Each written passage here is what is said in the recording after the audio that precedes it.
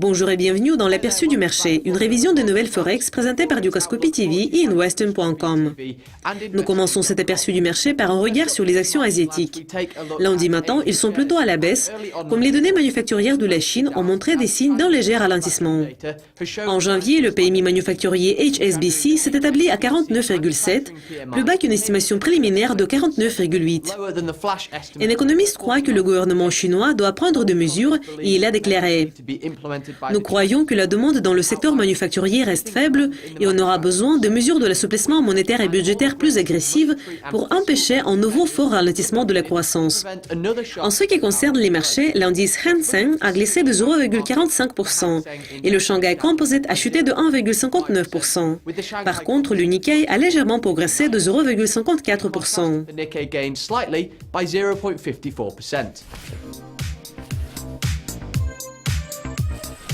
Nous continuons et malgré ce que la Chine a enregistré les données manufacturières plus faibles lundi, le dollar australien a tenu bon et a maintenu les gains liés au PMI manufacturier australien.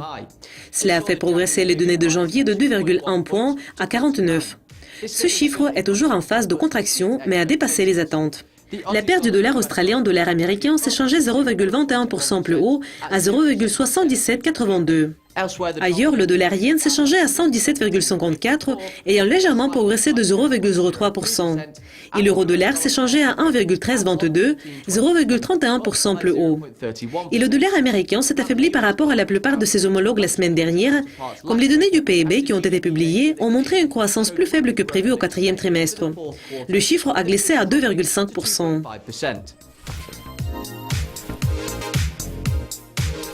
Et jetant un coup d'œil au pétrole, les données manufacturières de la Chine ont eu un impact ici aussi. Les prix du pétrole brut ont chuté en Asie lundi matin. Sur le New York Mercantile Exchange, les prix du pétrole brut pour livraison en mars ont atteint 46,80 $ le baril, ayant reculé de 2,99%. La semaine dernière, les prix ont progressé de 1% suite à l'affaiblissement du dollar. Mais les prix continuent de s'approcher du plus bas sur 6 ans, comme les préoccupations en matière de l'excédent mondial persistent. À la fin de cet aperçu du marché, nous jetons un coup d'œil à l'or. Le prix a bondi de plus de $20 vendredi, après que les données sur la croissance des États-Unis ont été publiées.